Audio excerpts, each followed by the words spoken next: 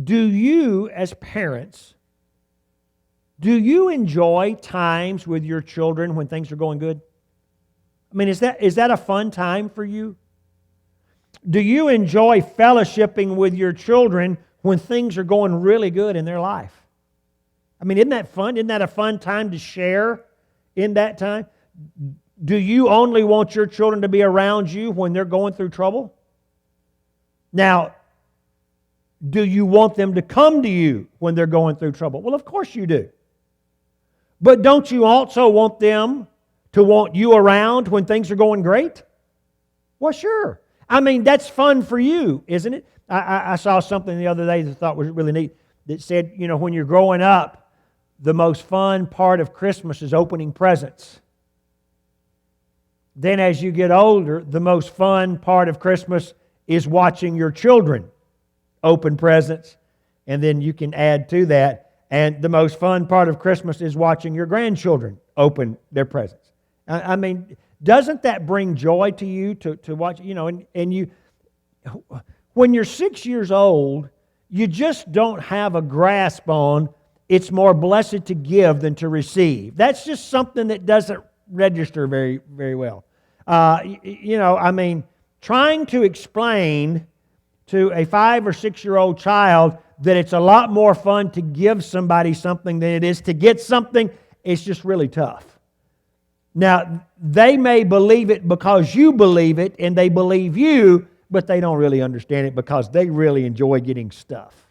But as you get older, and particularly as you're a parent and you watch your children, you start understanding that, and you start understanding that on a deeper level as your children grow, and then as your grandchildren grow. It's just something that you experience. You love watching their reaction to things. And here we are in the Christmas season.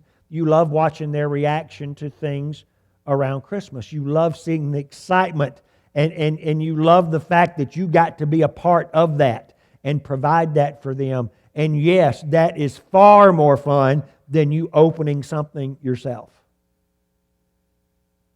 Well, God is the same way. He doesn't just want to hear from us when we get in trouble. He wants us to share with Him the fun times also, the good times. He wants to be a part of that in our lives. So acknowledge Him. Next verse. Trust in the Lord, verse 6. In all of your ways, acknowledge Him. When things are going good, acknowledge Him. Don't you remember over in Deuteronomy chapter 8?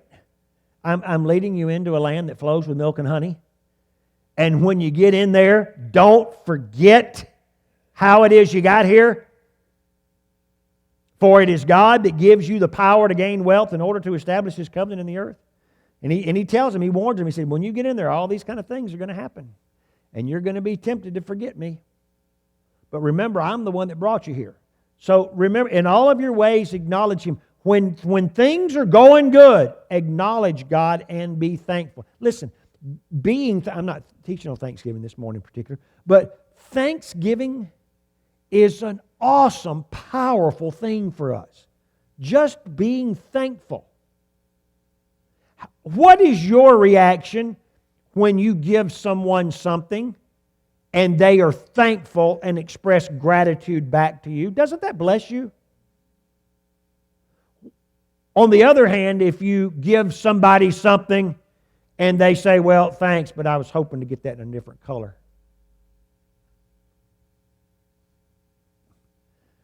Not as big of a blessing to you, is it? Because what you're looking for in someone is you're looking for somebody to be gracious. Now listen to this. We're the same way where God is concerned. He has that relationship with us.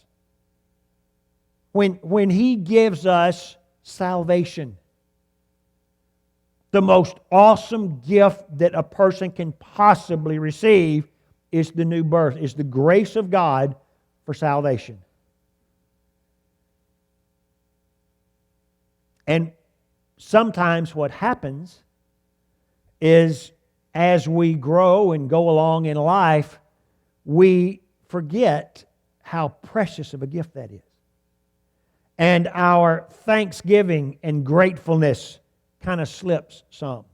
You know, there's some days you just ought to wake up and just thank God you're saved.